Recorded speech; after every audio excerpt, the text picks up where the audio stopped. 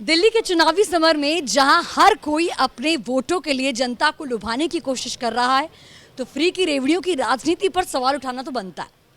क्या ये लोकतंत्र के लिए सही तरीका है या फिर वोटों के लिए झूठी लुभावनी राजनीति का हिस्सा? आज हमारे साथ राज्यसभा सांसद और सशक्त नेता संजय सिंह हमारे साथ मौजूद हैं। चलिए इन्हीं से बात करेंगे। सर, फ्री की रेवड़ियां आम आदमी पार्टी तो घोषणाएं करती रहती है, लेकिन अब बीजेपी और कांग्रेस भी पीछे नहीं हटी। तो क्या ये राजनीति में एक गलत पैटर्न आ गया है कि फ्री की रेवड़ियां बांटो और वोट पाओ? देखिए, ये जो बजट आता है ये किसके लिए आता है और कहाँ से आता है? ये जो बजट आता है ये जनता के टैक्स के पैसे से आता है। अब आपके पास दो प्राथमिकताएं हैं।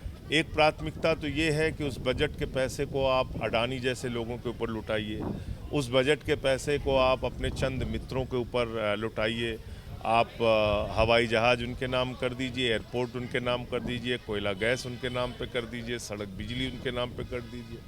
और दूसरी राजनीति है कि आप जनता को सशक्त बनाइए, और उसके लिए ज़रूरी है कि जो उनकी ज़िंदगी की मूलभूत आवश्यकताएं हैं, बिजली, पानी, शिक्षा, स्वास्थ्य, वो या तो उनको न्यूनतम दाम में दीजिए या फ्री दीजिए। और इससे जो बचत जनता के पास होती है वो बाजार की अर्थव्यवस्था में उसको खर्च करते हैं। मैं समझता हूँ केजरीवाल की इकोनॉमिक्स का जो मॉडल है वो बहुत सक्सेसफुल है।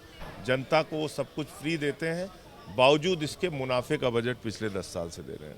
संजय जी, आपने फर्जी वोटर्स का मुद्दा उठाया। कितनी बड़ी धांधली आपको नजर आती है? बहुत बड़ी धांधली। 11,000 वोट शाहदरा में यूपी, बिहार, पूर्वांचल के लोगों को कटवाने के लिए दिए गए, और उसमें कुछ चंद बीजेपी के लोग शामिल थे।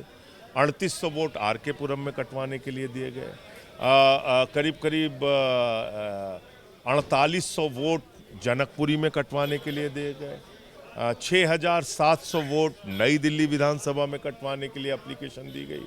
और इतना ही नहीं, जो वोट बढ़वाने के लिए एप्लीकेशन दी गई वो तो बेशर्मी की हद पार हो गई कि जिन लोगों के घरों में 4 वोट थे, लोकसभा में प्रवेश वर्मा के घर पे 4 वोट थे, अभी 33 वोट बनने की एप्लीकेशन दी गई।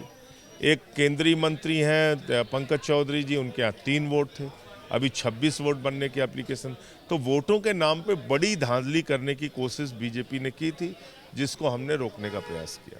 संजय जी, मोदी जी आपकी पार्टी को आपदा बोल रही है, तो क्या अब आपदा शब्द से ही राजनीति चलेगी? आपकी कमियां आपदा कहकर बुलाएंगे? देखिए, ऐसा है कि वो क्या कह रहे हैं उसका अब कोई महत्व नहीं है। दिल्ली के चुनाव में मोदी जी और बीजेपी अपनी हार मान चुके हैं।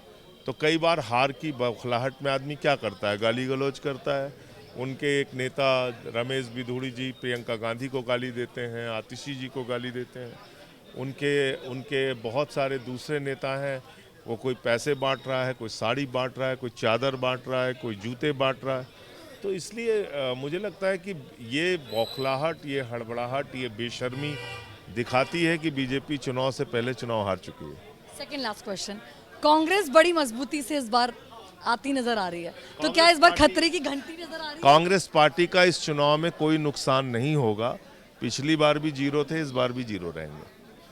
आज इतना बड़ा ऐलान छात्रों के लिए किया गया संजय जी, तो ये चुनावी एजेंडा, क्योंकि चुनावों से पहले क्यों नहीं था छात्रों के लिए फ्री बस सेवा? अब आपकी सरकार जब एक के बाद दूसरी बार आनी होती है, तीसरी बार आनी होती है, आप नई नई योजनाएं, नई नई बातें लेके आते हैं, इसमें बुराई क्या है? अगर हम अब उस कदम को आगे बढ़ा के, हमने माताओं बहनों के लिए बस की यात्रा फ्री की, अब अगर हम उस कदम को बढ़ा के छात्रों के लिए करना चाहते हैं तो इसमें तो सहयोग करना चाहिए।